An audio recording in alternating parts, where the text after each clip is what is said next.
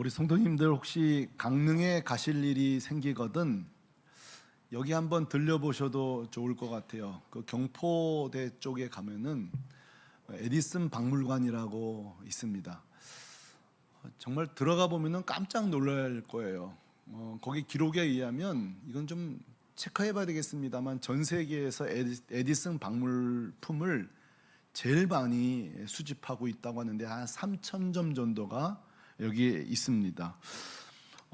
꽤 시간이 걸리는데 저에게 인상적이고 감동을 준 것은 에디슨이 전구를 개발하는 과정을 이렇게 묘사해 놓은 관이 있어요. 거기에 가면은 이런 문구가 있습니다. 여러분 그거 아시죠? 에디슨이 전구를 개발하기까지 1만 번 실패했다고 하잖아요. 거기에 이런 문구가 나오는데 같이 한번 읽어보실래요? 시작. 우리는 1만 번 실패한 것이 아니라 전구불이 들어오지 않는 1만 가지 이유를 배우게 되었다. 네.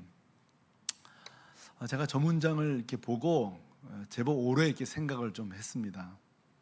제가 오늘 이 아침에 에디슨의 저 문구를 가지고 단순히 마인드 컨트롤이나 긍정적 사고를 강조하고 싶은 것은 아니고요. 저에게 감동을 준 것은 그것입니다. 에디슨이 실패 속에서도 배움을 찾는 사람이구나, 이거예요.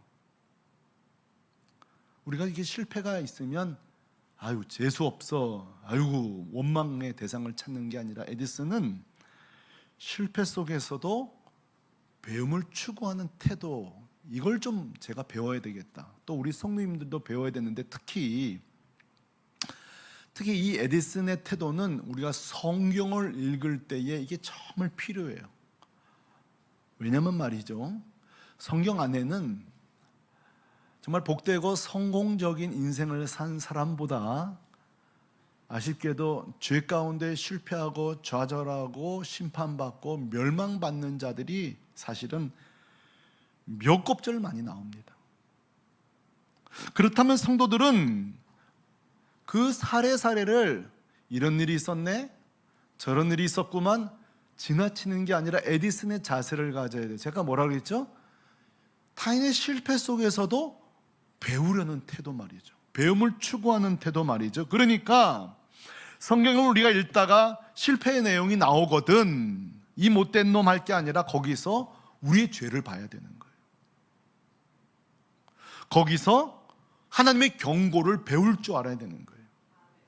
그리고 그 과정 전체를 조망해 보면서 우리가 이 타인의 죄를 통해 우리가 배울 점을 깨닫게 되는 거예요.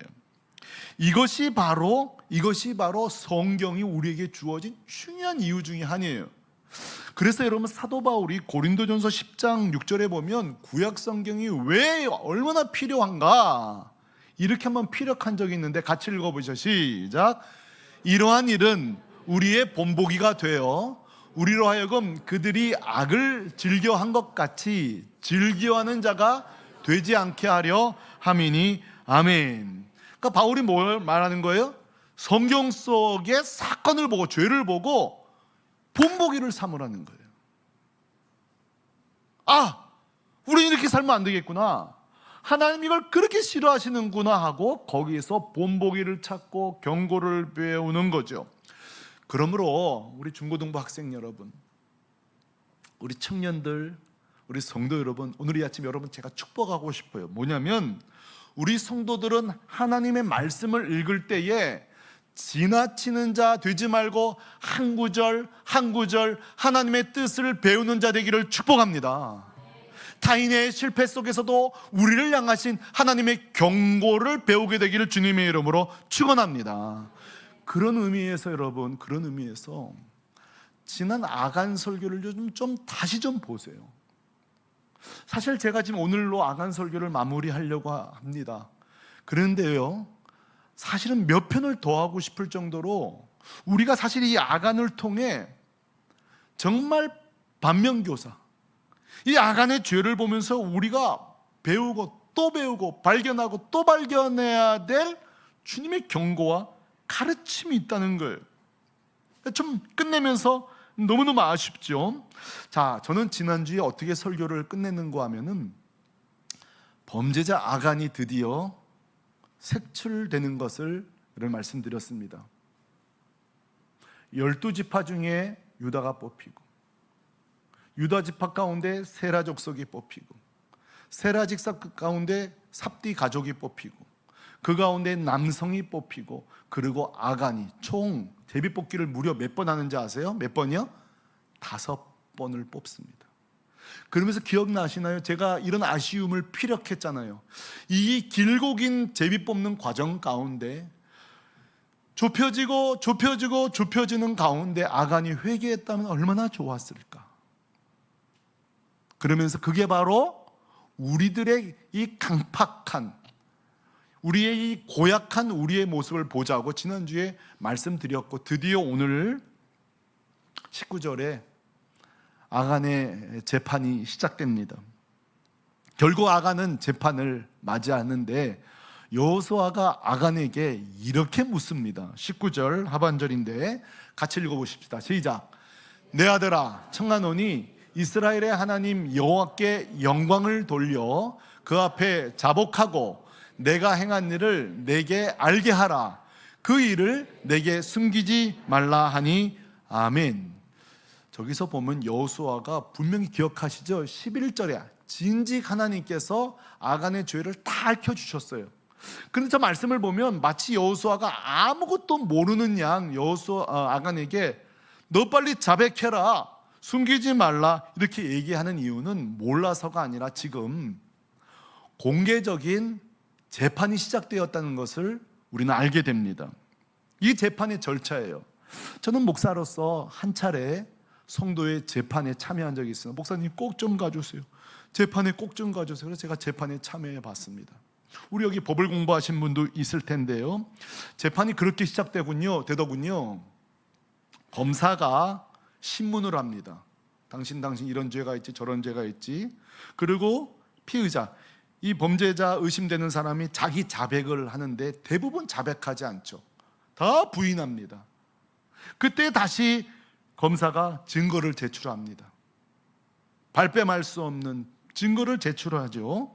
그리고 판사는 1차, 2차 최종 공판이 있겠습니다만 최종이라고 치고 판사는 그 모든 변론을 결론적으로 유무죄를 판결하고 마지막에 집행하고 끝이 뭐죠? 최후 진술을 듣습니다. 그러니까 지금 재판이 시작되고 여호수아는 아간에게 재판 절차로서 자백을 요구하는 것입니다. 이때 아간이 시치미를 뚝 뗄 수도 있겠습니다만 이제서야, 너무 늦었으나 이제서야 아간이 모든 사실을 자백하는데요. 20절에 이렇게 입을 뗍니다. 아간이 여호수아에게 대답하여 이르되 참으로 나는 이스라엘 하나님 여호와께 범죄하여 이러하게 행하였나이다. 아멘. 그러고 나서 아간이 곧이어서 21절에 자신의 죄의 몫을, 범죄 사실을 아주 상세하게 소개하는데, 여러분 보시면 우리의 예상보다 이 범죄 수위가 심각합니다. 같이 읽어보죠. 시작. 내가 노력한 물건 중에 시날산의 아름다운 외투 한 벌과 은 200세겔과 그 무게가 50세겔 되는 금덩이 하나를 보고 탐내어 가졌나이다. 보소서 이제 그 물건들을 내 장막 가운데 땅 속에 감추었는데 은은 그 밑에 있나이다 하더라. 아멘. 저 말씀 보세요. 우리 중고등 맞춰보세요. 이 아간이 훔친 절도 품목이 뭐예요? 예, 누가 얘기했어요. 아름다운 외투 한 벌. 또 뭐예요? 금, 은 200세겔. 그리고 금 50세겔. 자, 이것을 이해하기 편하게 한 돈, 두 돈, 우리는 이게 좀 편하니까 한 돈, 두 돈으로 환산해 보니까 금이 151돈이에요. 지금 제가 설교할 때 아무도 안 놀래다가 이 금에 성도들이 이렇게 말씀에는 안 놀라는데 금이 151돈, 은이 605돈이에요. 제가 그래서 이 금 시세가 요즘 어찌 되나 신영시장의 금사랑 김승란 암수 집사님에게 어제 전화를 걸었어요. 정확하게 설교해야 되겠네. 근데 본인은 또 몰라. 그 부인에게 물어보는데 한 돈이 59만 6천 원이에요 지금. 은은 그러니까 8,900만 원 정도 되는 거예요. 그리고 은은 500여만 원. 그러니까 합치면 이게 1억 원인데 저는 좀 느슨하게 계산한 거고 더 후하게 계산하면 1억 5천에서 2억까지 되는 거예요. 그러니까 여러분 지금 놀랄 만한 해요. 놀랄 만하다니까. 이게 지금 큰 돈을. 사실 아간이 이거 좀도둑이 아닌 거예요. 지금 여기는 제가 외투는 포함도 안 시켰어요. 외투는 신할 땅에 외투니까 일단 뭐 비싸다 치고 요즘 뭐 비싸면 얼마나 해요? 우리 오자님은 누가 있어요? 한 300만 원, 500만 원 치고 1000만 원 치면 하여간 큰 돈이죠. 아간의 범죄는 결코 작지 않았습니다. 행위도 문제였고 그 범죄의 범위도 굉장히 컸던 것을 우리는 알 수 있어요. 근데 그렇다 치고 어차피 우리 것도 아닌데 뭐 그렇다 치고 제가 궁금함이 들었어요. 여러분 한번 같이 좀 제 생각을 동참해 보세요. 아간의 이 죄가 계획적이었을까요? 우발적이었을까요? 여러분 별로 긴장이 안 되죠. 내 죄라면 지금 여러분 지금 난리 났을 거예요. 이게 왜 중요한가? 여러분 살인 사건도요. 계획적인 경우는 무기징역에서 5년 이상 무기징역까지 가요. 이건 완전히 차원이 다른 거예요. 우발적 살해는 사형과 무기징역이 없습니다. 5년 이상. 사실 이건 너무 약해요. 단순 우발 사고도 좀 형량이 세야 되지 않을까 싶은데 어쨌든 그러니까 우발적인 살인은 5년 이상이에요. 거기다가 정신 감정 받아서 감형이 많이 돼요. 그런데 계획적 살해는 무기징역에서 5년 이상 무기징역이에요. 자, 그렇다면 아간의 이 범죄는 여러분 계획적이었을까요? 우발적이었을까요? 아니 목사님 그게 뭐가 중요해요? 목사님 하여간 이상한 것만 궁금해한다고 하는데 아니요. 이거 이유가 있기 때문이에요. 자, 계획적이냐 우발적이냐 했을 때의 성경에 이거 조금 자세히 보면 단서가 나오는데 한번 단서를 보시고 여러분 판단해 보세요. 같이 읽어봐. 시작. 신할산에 아름다운 외투 한 벌과 은 200세겔과 그 무게가 50세겔 되는 금덩이 하나를 보고 탐내어 가졌나이다. 자, 주옥 하나를 첫째로 제일 먼저 첫 번째 동작이 그 금덩이 하나를 뭐 했다 그랬어요? 보고. 그 다음에 뭐예요?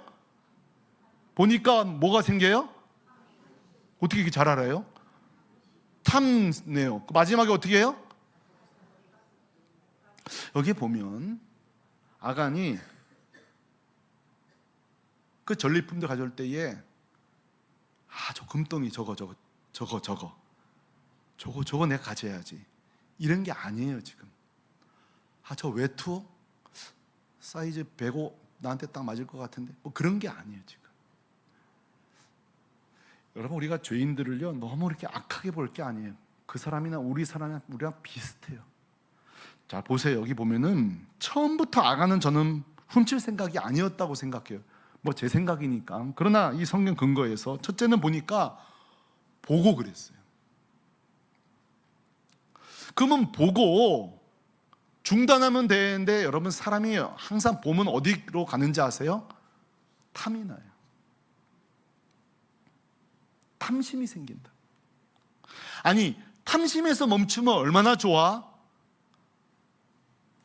가지고야 말아요. 보고 탐내고 가져요. 그리고 나중엔 은폐예요. 제가 저걸 4단계로 나눠봤어요. 4단계로 따라합시다. 보다, 탐내다, 가지다, 숨기다. 자, 띄워놓으세요. 여러분의 영성에 따라 여러분은 어디까지 진행되나요? 어떤 분은 보고 보면 안 돼. 그런 분이 있어요. 길 가다가 예쁜 사람 나타나면 어떻게 해야 돼요? 봐야 돼, 안 봐야 돼요? 볼 수는 있습니다. 내 눈인데 볼 수는 있죠. 문제는 계속 보는 거예요. 묵상하고 관찰하고 사모하고 딱 볼 수는 있죠. 그 다음 단계가 뭐예요? 탐내는 거예요. 여러분, 탐내면요, 벌써 이 탐내는 쪽으로 다리를 이렇게 슥 넣어놓으면요 못 빠져나옵니다. 인간이요 얼마나 이게 참 약한지요, 한번 자신을 생각해 보세요. 뭐 하나 사고 싶으면 사고야 말지. 그래 안 그래요? 홈쇼핑 이렇게 보고 있으면 보지 마 그러면 그냥 보는 거야 해놓고 한 이틀 뒤 주문 올걸요 아마. 여러분, 보면요 탐심 생기고요, 탐심 생기면 가지고 싶고요, 가진 다음에는요 또 누구 몰래 숨겨놔요. 이렇게 쟁여놓는다고, 쟁여놔. 자, 성도 여러분, 제가 이 아간의 이걸 보면서 깨달은 게 하나 있어요. 이거 뭐 깨달은 게 아니라 다시 깨달은 거죠. 아는 건데 다시 경각심을 하는 게 뭐냐면, 죄는 대단한 사람이 짓는 게 아니라 보는 데서 시작되는 거예요. 죄인과 선인이 따로 있는 게 아니라 항상 죄의 출발은 항상 보는 데서 시작돼요. 그리고 탐심으로 진행되고 소유코자 하고 그래요. 우리 교회도 광고업 하시는 분들이 있는지 모르겠습니다만, 이 광고업의 대부가 누구인가 하니 엘모 루이스라는 분이 한 100여 년 전 분이세요. 이 광고 하시는 분은 다 이분의 아류예요. 광고업은 엘모 루이스라는 분이 100년 전에 이분이 활동하던 분인데, 이분이 어떻게 하면 물건을 팔 수 있을까, 어떻게 하면 물건을 팔아먹을 수 있을까 해서 물건 파는 사람은 4가지에 미쳐야 된다는 거예요. 4가지에 미쳐요. 몇 가지요? 4가지. 첫째는 뭐냐면, 물건을 만든 후에 보게 하라는 거예요. 무조건 보게 하라. 막 주의를 끌게 해야 돼. 하여튼 내 물건이 사람이 살 수 있도록 노출시키고 보게 하는 거예요. 왜? 보면 사고 싶은 마음이 드니까. 두 번째가 뭐예요? 자꾸 보면은 관심을 갖게 된다는 거예요. 그러니까 물건 팔아먹는 사람은 내 상품을 계속 보게 해야 되는 거예요. 보게 해야 되는 거예요. 관심을 갖게 되는 거예요. 자, 관심을 갖잖아요. 세 번째는 광고 받는 사람을 욕망하게 만들라는 거예요. 욕망하게. 저걸 사야 될 텐데, 저걸 사야 되는데 말이야, 사게 만드는. 그리고 마지막에 삽니다. 여러분, 저 엘모 루이스의 말이 왜 제가 주목하냐면, 죄의 과정과 일치합니다. 100%. 사탄이 우리에게 쓰는 전략과 100% 일치합니다. 여러분, 사탄이 계속 죄를 보게 해요. 계속 죄를 보게 합니다. 욕망하게 합니다. 소유하게 합니다. 그리고 하나님께 걸리면 시침이 떼요. 저도 종종 아내가 뭐 사오라 하면요, 집에 와서 내가 이걸 왜 사왔지? 그럴 때가 있어요. 보면 사고 싶은 거예요. 보면, 보면 사고 싶은 거예요. 이 쇼핑 중독이신 분들, 제 주변에 한 분 계신데, 이분 정말 내가 심각한 중독인 거 어떻게 하냐면, 똑같은 걸 2개 샀어요. 이게 정말 심각한 거예요. 이거 웃을 일이 아니에요. 옷을 똑같은 걸 2벌 사요. 근데 그분의 불행이 나한테 감사한 것은 저랑 체형이 비슷해서 다 저를 줘요. 이게 참. 근데 나는 사실 옷을 봤지만 마음이 아파요. 굉장히 고가를만 사시거든요. 그러니까 제 옷 중에 고가가 보이거든. 또 얻어입었구나 생각하시면 돼요. 그분 또 샀네 이러면 돼요. 사실 저는 굉장히 마음이 아파요. 그 허한 마음, 그 공허함을 막 채우는데 막 괜찮잖아. 근데 그게 한두 벌이 아니야. 신발도 같은 것도. 근데 자기가 인지를 못해. 이걸 샀다는 걸 인지를 못하는 거예요. 심각한 거죠.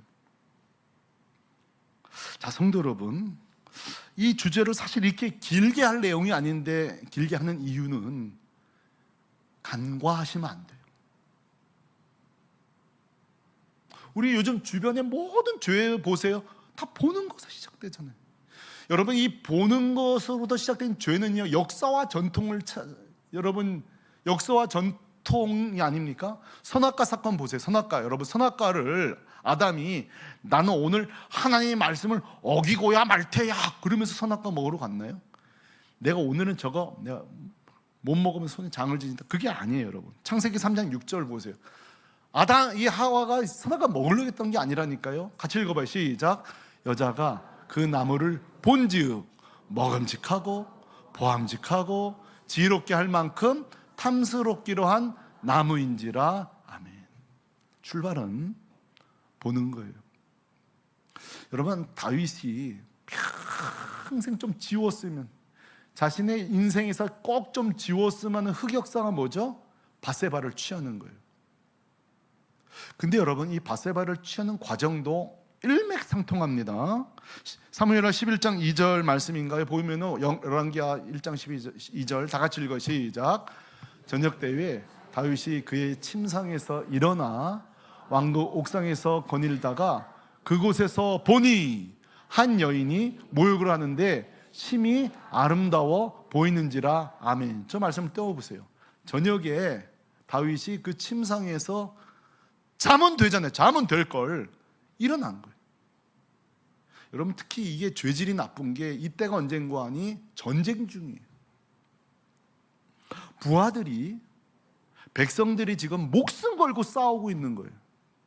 옛날 같으면 다윗이 같이 참전해서 선봉했었는데 이때는 나가지 않습니다. 이게 벌써 정신이 틀려먹은 거예요. 맛이 간 거예요. 그리고 왕국 옥상에서 보세요.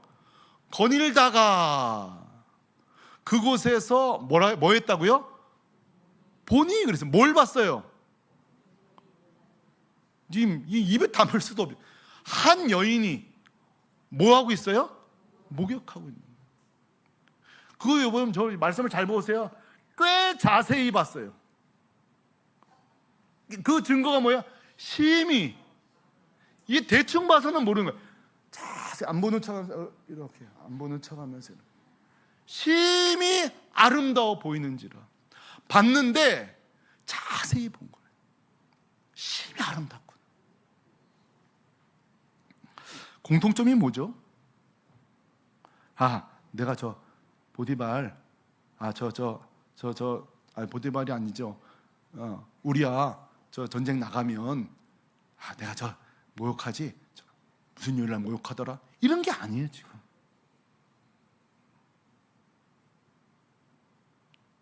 따라합시다. 내 눈을 믿지 맙시다. 이거 유치하다고요? 천만에. 죄는 일로 들어오는 거예요. 일로 들어와서 가슴으로 내려 탐심을 만들어내고, 탐심이 막 발동하면서 양손 양다리로 행동으로 옮겨지고, 죄를 짓고야만 직성을 풀리는 게 우리의 죄성이요 사단의 목표예요. 모든 공통점이 다 보는 것에서 출발했다는 사실 앞에 우리가 많은 생각을 하셔야 돼요. 저는 묻고 싶어요. 요즘 뭘 보고 계세요, 성도 여러분?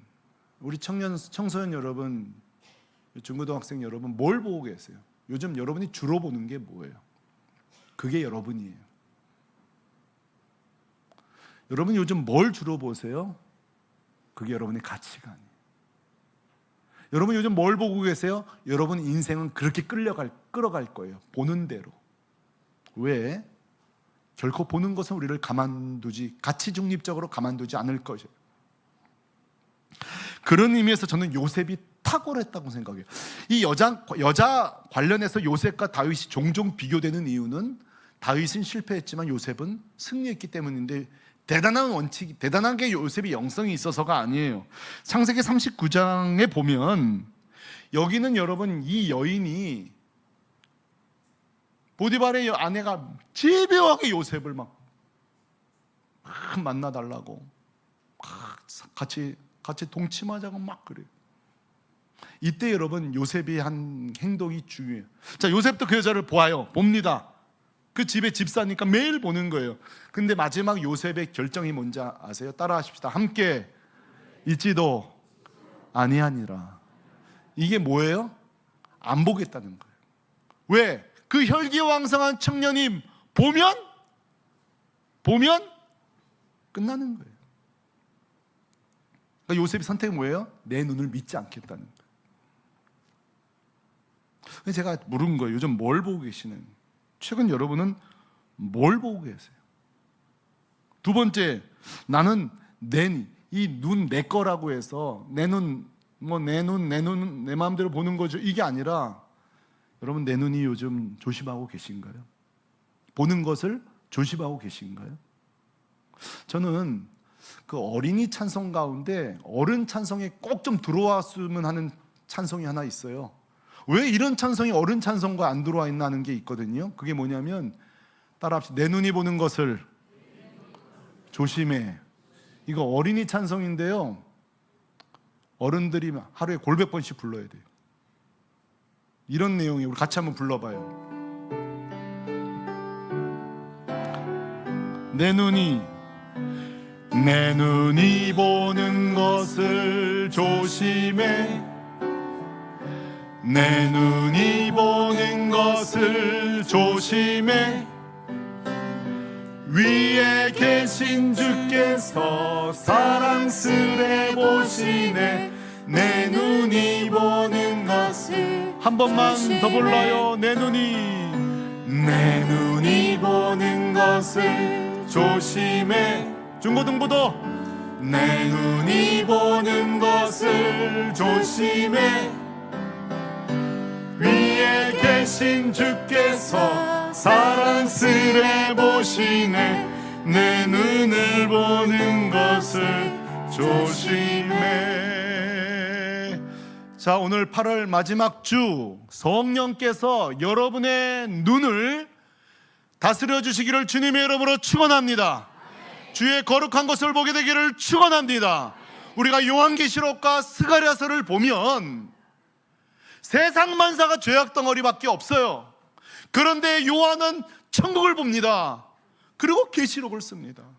스가랴는 나라가 다 망하고 황폐했지만 그 영광의 회복을 바라보면서 그 눈으로 절망과 무너진 성이 아니요, 무너진 성벽이 아니라 회복의 성벽을 바라보는 것처럼, 이 눈, 내 눈일지라도 성령 충만받고 이 눈으로 어둠 속에서도 빛을 보시기 바랍니다. 이 땅 속에서도 천국을 보시기 바랍니다. 그게 아간을 통해 배울 거예요. 또 하나 살펴볼 것은 19절의 여호수아가 아간에게 좀 낯선 표현을 이렇게 써요. 제가 읽어보죠. 내 아들아, 청하노니 이스라엘의 하나님 여호와께 영광을 돌려 그 앞에 뭐하고? 자복하고 그래요. 제가 이제 왜가 또 이게 궁금하냐면, 아간이 자백하는 거, 너가 자백하면 하나님이 영광을 받는다는 거예요. 이게 좀 연결이 안 되는 거예요. 아간이 자백하는데 왜 하나님이 영광을 받으시? 너가 자백해서 하나님이 좀 영광 받게 해라, 이렇게 말하는 게 궁금한 거예요. 근데 설교 준비가 어려운 거는 아무리 묵상해도 답이 안 나올 때가 있어요. 궁금하죠. 막 기도해도 이때는 할 수 없어요. 신학자들의 도움을 받아야 되는데, 주석가 매튜 헨리가 이 부분을 해석하면서 아주 의미심장한 자료 하나를 공개했는데, 이 아간 사건이 벌어질 당시에 성경에는 기록되지 않지만 유대인의 전승 기록이 나와 있어요. 그래도 제가 이 설교할 때는 검증된 내용을 해야 되기 때문에 이 매튜 헨리가 이 내용을 어디 유대인 전승을 했는지 찾아보니까 제가 찾아내지는 못했어요. 그러나 제가 매튜 헨리를 믿죠. 이분을 믿고 말씀을 드린다면, 이 유대인의 전승에 이 아간이 재판받을 때 이런 일이 있었다고 말하고 있는데, 자, 한번 자료 한번 보여주시죠. 같이 읽습니다. 시작. 유다 지파가 제비에 뽑히자 유다 지파의 무사들은 모두 자기에 뽑고 범죄자가 처형되고 자기들이 무죄하다는 것이 명백하게 알게 될 때까지 결코 칼집에 꽂지 않겠다고 맹세했다. 지금 이 매튜 헨리가 찾아온 유대인의 전승에 의하면 이게 지금 재판이 순조로운 게 아니에요. 지금 유다가 뽑히자 유다 지파의 일부 무사들이 충격을 받은 거예요. 우리 지파가 뽑혔다는 사실에. 그리고 지금 칼을 뽑고, 여러분이 재판 연중에 칼을 뽑고 이 제비 뽑기에 대해 의구심을 가진 거예요. 이게 과연 타당한가? 그리고 불공정할 시에는 언제든지 무력을 사용할 그런 태도를 가졌다는 거예요. 이 매튜 헨리의 자료가 사실이라면 사실이지만 이게 우리는 성경에는 은혜롭게 재판이 진행되는 것처럼 보이나 사실은 큰 갈등의 위기가 있는 거예요. 지파 간에. 생각해 보세요. 우리 지파가 뽑혔으니 유다 지파의 무사들이 이럴 수 있잖아요. 그러니까 보세요. 지금 이 무사들은 조금이라도 이 재판이 불공정할 시에는 또는 이 제비뽑기가 좀 의구심을 가진 거 된다면 지금 뭔가 지금 갈등의 조짐이 보이는 거예요. 자, 그런데 이때 필요한 게 뭐죠? 이 모든 갈등을 싹 봉합하는 게 뭘까요? 그것은 바로 아간의 자백인 거예요. 여러분, 우리가 이 사람이 올래 저 사람이 올래 이러다가 어느 사람이 여러분 조용하세요. 사실 제가 죄인 맞습니다. 이런 순간에 모든 갈등은 싹 봉합되는 거예요. 자, 이 아간의 자백이 왜 이렇게 중요하냐면 아니 제비 뽑고 이게 이 과정이 참 낯선 과정이잖아요. 하나님은 우리의 주권을 인정하나 그러나 이 아간이 자백하는 순간에 모두가 다 침묵하게 되는 거예요. 이 제비 뽑기 가운데 하나님의 주권이 살아있구나. 사람이 뽑았으나 결국 하나님이 하신 거구나. 그리고 아간이 이 자복할 때에 결국 뭐예요? 지파 간 갈등이 봉합되고 하나님 뜻이 맞구나. 모두가 한 뜻이 내면서 결국 뭐예요? 하나님 살아계시구나. 하나님이 영광 받으시는 순간이 되는 거예요. 저는 이 말씀을 보다가 이런 생각이 했어요. 맞아. 사실 여러분, 부부싸움이요, 해보신 줄 알겠지만 그렇게 오래 싸울 일이 아니에요. 근데 왜 오래 싸우냐면 둘 중에 하나는 고집을 탱탱 부리는 거예요. 인정하지 않고. 그래서 쉽게 풀릴 부부싸움이요, 길게 가요. 몇 분이 웃으시는데 멀리 갈 거 없어요. 제가 고집 피우면요, 우리 부부싸움이 길어져요. 자, 친구 사이에, 남매 부부 자매 사이에 누군가가 자존심 상하든 뭐든 싫든 막 고집 피우면 갈등은 심해져요. 죄인이 그 죄를 잡아가지 않으면 공동체는요, 와해되는 거예요. 여러분, 정말 선진 국가가 어떤 거냐면요, 2만 불, 3만 불, 4만 불이 아니에요. 사실은 제가 생각한 선진국은요, 양심이 살아있는 거예요.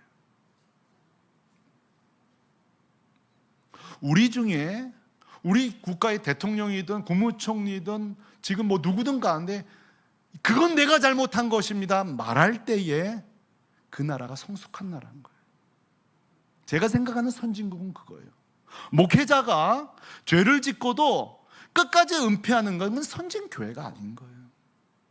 너무 멀리 갈 필요 없어요. 여러분, 교회든 어디든 죄인이 죄인으로 공정하게 인정되지 않고 감추고 오히려 그게 떵떵거리면 성도들은 허망한 거예요. 국민들은 허망한 거예요. 왜?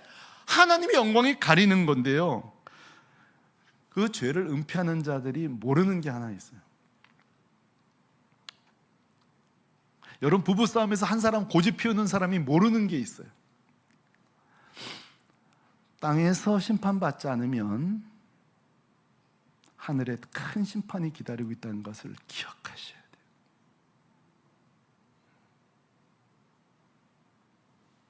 그걸 우리는 알아야 돼요.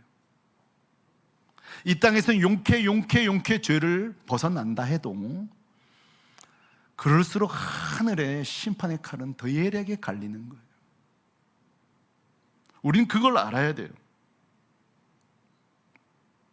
한국 기독교 역사상, 우리 대한민국의 기독교 역사상 가장 아름다운 모임은 뭐냐면 1907년도에 있는 평양 대붕운동이에요. 왜 사람들은 교회사에서 1907년 평양 대붕운동을 가장 아름다운 모임으로 하느냐? 그 이유가 있습니다. 원래 1907년 평양 대붕운동은 말씀 사경이었어요. 말씀 사경이 첫날부터 마지막 날까지 계속 말씀 설교 중심에 말씀 상이었는데 중간에 이상한 일이 발생했어요. 그게 뭐냐면 길선주 장로님이 설교 한 설교가 끝난 뒤에 강대상에 올라가서 이렇게 갑자기 공개 자기 죄를 회개했어요. 내가 길선주 장로입니다. 나는 아간 같은 죄인입니다. 이거 제가 만든 문장 그대로 문장입니다.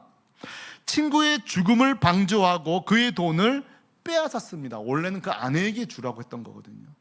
이 길선주 장로님이 이 말씀 사경에 올라와서 자기 죄계를 토해내는 거예요. 그러자 잠시 후에 하디 선교사가 다시 그 다음에 올라와서 나는 진정으로 조선을 사랑하지 못했습니다. 그리고 제 가슴 깊은 속에서는 조선인을 무시하고 조선 목사들을 무시했습니다. 이럴 때에 여러분 기억하세요. 이럴 때에 성도들이 길선주 물러가라, 하디 물러가라 이랬을까요?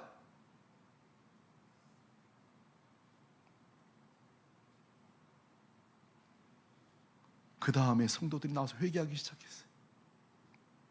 또 다른 성도가 나와서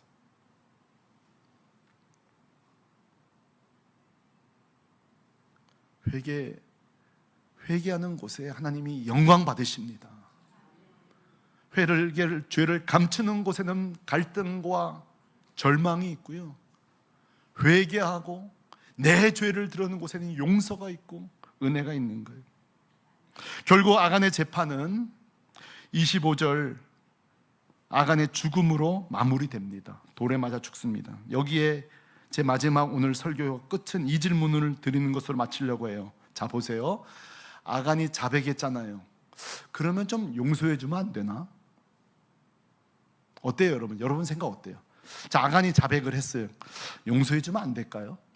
그런데 오늘 돌로 쳐 죽습니다. 여러분 생각은 어떠세요?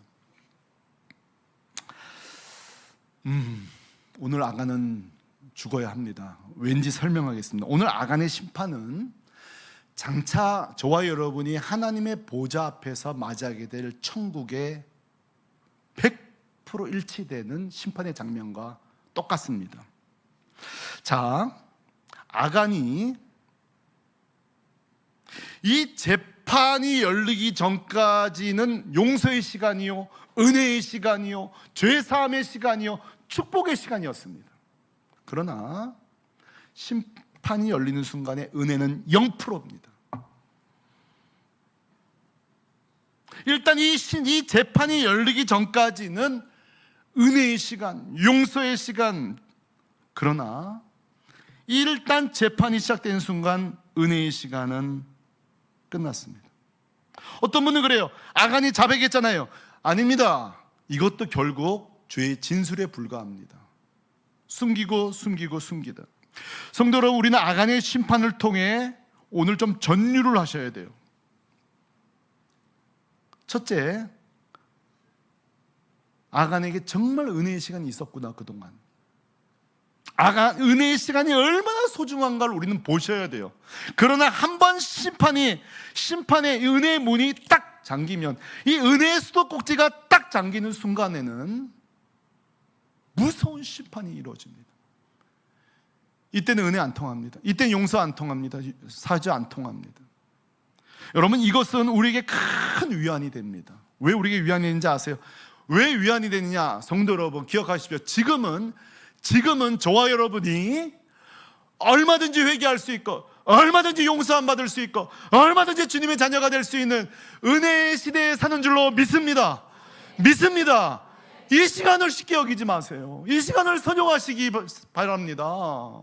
그러나 장차 그 백보자 심판대가 열리는 순간, 그 은혜의 문이 닫히는 순간에 그 다음에는 심판밖에 없습니다. 용서가 없습니다. 선고만 있을 뿐입니다. 우리가 정말 열심히 전도해야 될, 우리 가족들을 방조해서 안 될 이유가 여기에 있는 거예요. 은혜의 문이 닫히고 있는 거예요, 지금. 그래서 바울이 말하잖아요. 고린도서 6장 2절에 보라, 지금은 은혜 받을 만한 때요, 보라, 지금은 구원의 날이로다. 우리 이 시간을 선용해야 됩니다. 정신 바짝 차려야 됩니다. 이 아간의 이야기요, 내 동생의 이야기가 될 수 있습니다. 이 아간의 이야기요, 내 모친의 이야기 될 수 있습니다. 그러나 우리 중고등학생, 청년 모두 마찬가지예요. 우리에게 아간이 아간되지 않도록 우리에게 복음을 맡기셨습니다. 할렐루야, 할렐루야, 할렐루야. 우리 교회의 사명이 그것입니다. 지금까지 아간, 이 나쁜 놈 1억 얼마? 151돈 이거 머리 남으시면 안 돼요. 이 설교 후에 하나님, 내 주변에는 아간 한 명도 나오지 않게 해주십시오. 나를 사용해 주십시오. 그렇게 결단하고 기도하는 여러분 되시길 주님의 이름으로 축원합니다. 축원합니다.